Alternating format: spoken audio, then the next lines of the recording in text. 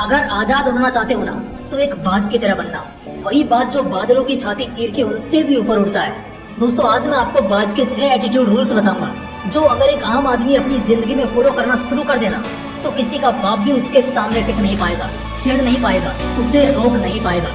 लेकिन उससे पहले सुनते हैं कि एक बाज क्या कहता है। मैं एक बाज हूँ, मैं जब उड़ता हूँ ना तो पूरे आसमान में दहशत के बादल मंडराने लगते हैं। बाज हूँ मैं, इसलिए उड़ान भरता हूँ तो आसमान चीरता हूँ। मेरे साथ उड़ने की किसी की औकात नहीं, मेरे सामने उड़ने का साहस किसी में नहीं।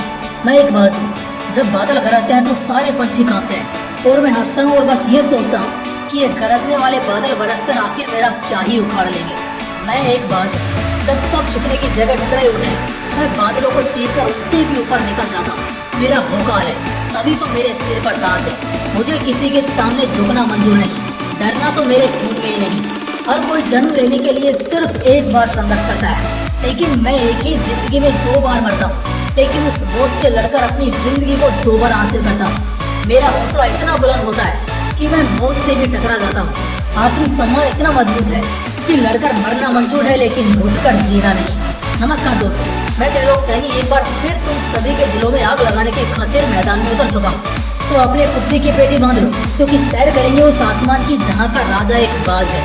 मैं कहता हूँ सीखने को इतना कुछ है ना बाज से, जितना तुम शायद धरती के दूसरे किसी भी जीव से ना सीख सको। एटीट्यूड की बात करें तो एक बाज का एटीट्यूड सबका बाप है। बात अगर भरोसे की करें तो बाज का खुद पर भरोसा अपने आप में सबसे मजबूत है। बात अगर ऊंचाइयों की करें या बात अगर जिगर की करें तो एक बाज जंगल का शेर तो नहीं है, लेकिन अपने आसमान का काल है। वो काल जिसके उड़ने मात्र से दूसरे पंछी उसकी परछाई महसूस करके ऐसी जगह छिपते हैं कि जब तक वो चला नहीं जाए वो बाहर नहीं निकलते। खुले आसमान में कुछ ऐसा भौकाल होता है एक बाज का। दोस्तों आज के इस वीडियो में मैं तुम सभी को बताऊंगा एक बाज के 6 एटीट्यूड रूल्स जो अगर एक आम आदमी अपनी जिंदगी में फॉलो करना शुरू कर दे तो किसी का बाप भी उसके सामने टिक नहीं पाएगा, छेड़ नहीं पाएगा, उसे रोक नहीं पाएगा। चलो जानते हैं attitude rule number 1, nature of being at peak. एक फितरत होती है बाजों में कि उन्हें शिखर पर रहना है।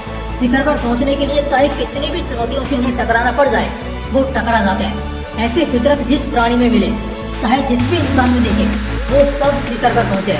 बाज भी उन्हीं में से एक होता है। वो चाहता है और उम्मीद रखता है कि उसका इलाका आसमान है और इस खुले आसमान में अगर किसी को हक है सबसे शिखर पर विराजमान होने का तो वो बाज के अलावा कोई भी नहीं है।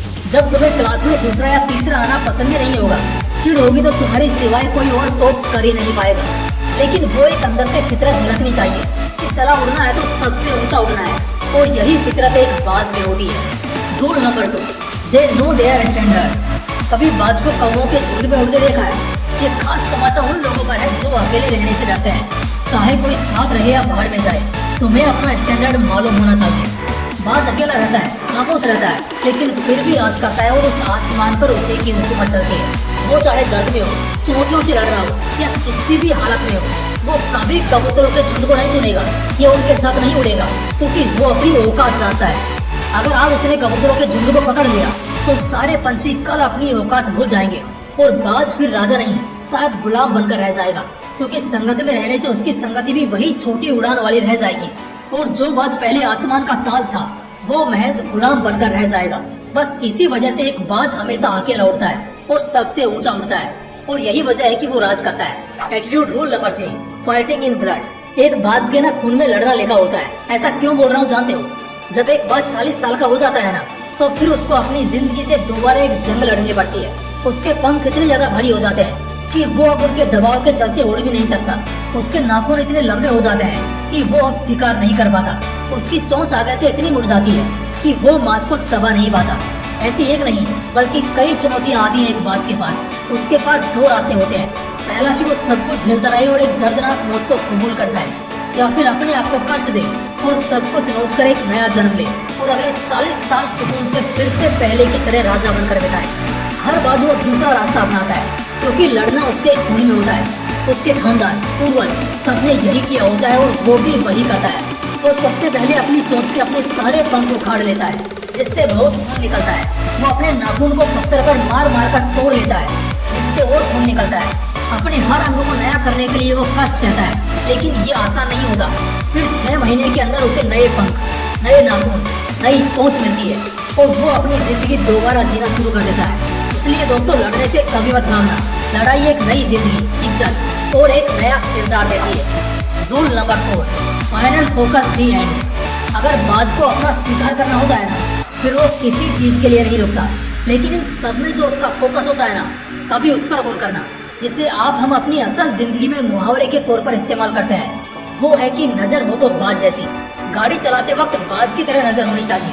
कोसों दूर से वो अपने शिकार को देख लेता है, और चाहे कितनी भी दूरियां हो, धुंध हो, काले बादल हो, मौसम खराब हो, लेकिन उसकी नजर नहीं फिसलती। उसकी पहली नजर ही आखिरी नजर बन जाती है।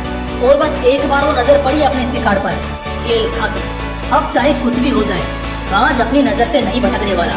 वो तब तक एक सेकंड के लिए भी नहीं भटकेगा जब तक वो अपने शिकार को अपने जकड़ में ना ले ले।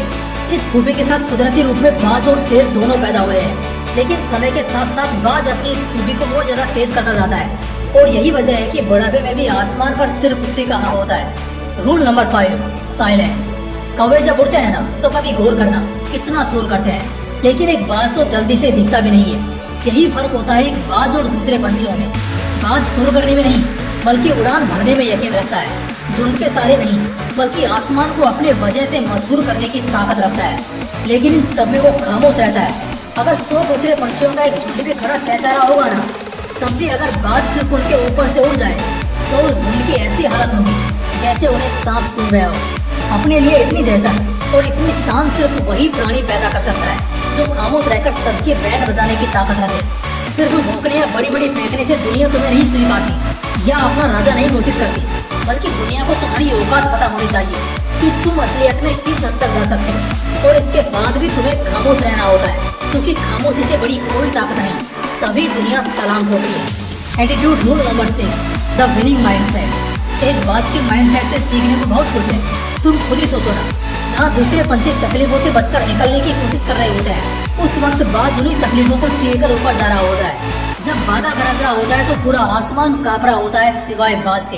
बाज की मानसिकता ये कहती है कि साला इस ब्रह्मांड में ऐसी कोई चुनौती नहीं जिससे तुम भिड़ ना सको, जिसके सामने तुम जीत ना सको। अगर तुम्हारी मानसिकता नहीं सुधरेगी ना, हमेशा घुट घुट कर जीने के बजाय अपने हिसाब से जीने की, बिंदास जीने की, तब तक तुम्हारी जिंदगी में कुछ भी खास नहीं होगा। हाँ, जब तुम अपना एटीट्यूड बदलते हो, अपनी मानसिकता को बदलते हो, उस वक्त हो सकता है कई बड़े बड़े पहाड़ जैसी चुनौतियां तुम्हारे सामने खड़ी हो जाएं।